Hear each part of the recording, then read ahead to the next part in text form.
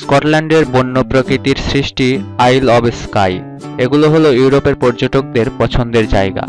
কিন্তু এসব এলাকার স্থানীয় অধিবাসীরা এখন পর্যটকদের ভিড়ের কারণে অতিষ্ঠ হয়ে গেছেন। এই তালিকায় সর্বশেষ যুক্ত হয়েছে স্পেনের বার্সেলোনা। ক্যাতালোনিয়া রাজ্যের শহরটির অধিবাসীরা সম্প্রতি পর্যটকদের বিরুদ্ধে বিক্ষোভ করেছেন। কিছু প্ল্যাকার্ডে লেখা ছিল, এমন গ্রীষ্মকাল আর না আসুক। সারা বিশ্বেই দেশের অর্থনীতিতে ইতিবাচক প্রভাব রাখতে ইদানিং পর্যটনকে বিশেষ গুরুত্ব দেওয়া হচ্ছে। উন্নত দেশগুলোর পাশাপাশি উন্নয়নশীল দেশগুলো পর্যটনকে উৎসাহিত করছে, কারণ এতে করে দ্রুততম সময়ে অর্থনীতি লাভবান হওয়া যায়। একই সঙ্গে আন্তর্জাতিক ক্ষেত্রে সংশ্লিষ্ট দেশের ভাবমূর্তিও উজ্জ্বল হয়।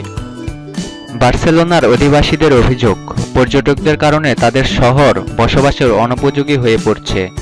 ভেনিস ডুবরভনিকের অধিবাসীরা বলছেন, পর্যটন এখন অনেকের কাছে দুঃস্বপ্নের সমার্থক হয়ে গেছে। পর্যটনের কারণে যদিও কর্মসংস্থান ও আয় বাড়ছে, তবে এখন পর্যটক কমলেই হাঁপ ছেড়ে বাঁচেন তারা। বার্সেলোনার স্থানীয় লোকজন বলছেন, পর্যটকদের কারণে সমুদ্র তট ও এর আশপাশের এলাকায় অসামাজিক কার্যকলাপ যেমন মাতলামি ও অবাধ যৌনতা বেড়ে গেছে। বিশেষ করে জনবহুল স্থানে এসব কাজকর্ম বাড়ছে। পর্যটকদের বিরুদ্ধে গত সপ্তাহের বিক্ষোভের সময় একটি প্ল্যাকার্ডে লেখা ছিল, আমরা আমাদের বাড়িতে পর্যটক চাই না। বিক্ষোভকারীদের অভিযোগ, পর্যটকদের কারণে বাড়ি ভাড়া নিয়ে প্রায়ই হেনস্থা হতে হয় তাদের। শুধু বার্সেলোনায় নয়, স্পেনের অন্যান্য এলাকাতেও এমন বিক্ষোভ অনুষ্ঠিত হয়েছে। এসব প্রতিবাদী কর্মসূচি থেকে পর্যটকদের বাসে হামলার ঘটনাও ঘটেছে। অথচ বিশ্বের জনপ্রিয় পর্যটন স্থানের তালিকায় তৃতীয় স্থানে আছে দেশটি। এসব বিক্ষোভের ঘটনায় বিপাকে পড়েছে স্পেনের সরকার। দেশটির অর্থনৈতিক প্রবৃদ্ধি 11% আসে পর্যটন থেকে। চলতি মাসের শুরুর দিকে প্রধানমন্ত্রী মারিয়ানো রাহয় বলেছেন, আমি কখনো ভাবিনি যে স্পেনের পর্যটন খাতকে রক্ষা করতে আমাকে মাঠে নামতে হবে। এটি সত্যিই নজিরবিহীন। তবে শুধু স্পেন নয়, সারা বিশ্বের অর্থনৈতিক প্রবৃদ্ধির অন্যতম চালিকা শক্তি হল পর্যটন। ওয়ার্ল্ড ট্যুরিজম অর্গানাইজেশনের দেয়া তথ্য অনুযায়ী বিশ্বব্যাপী প্রতি 10টি চাকরির একটি তৈরি করে পর্যটন, এবং বৈশ্বিক জিডিপির 10% আসে এ খাত থেকে।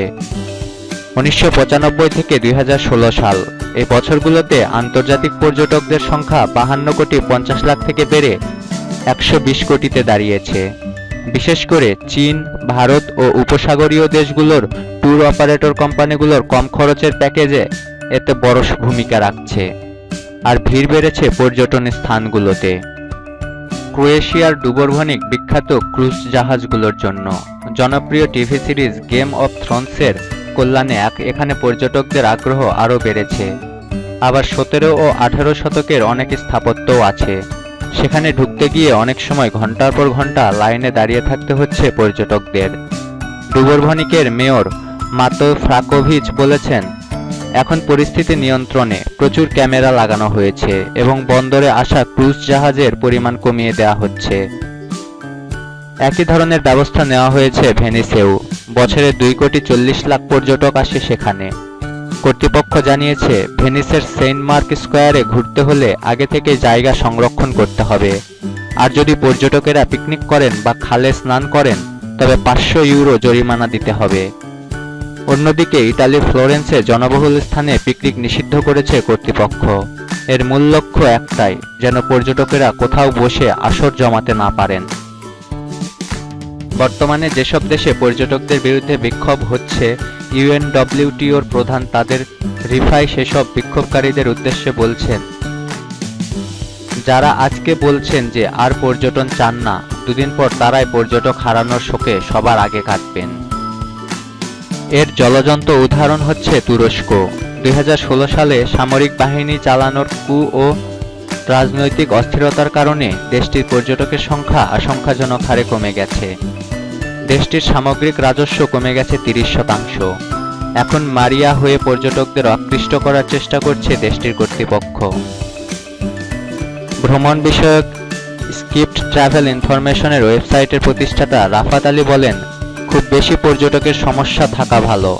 অবস্থা খারাপ হবে তখনই যখন কেউ আসবে না।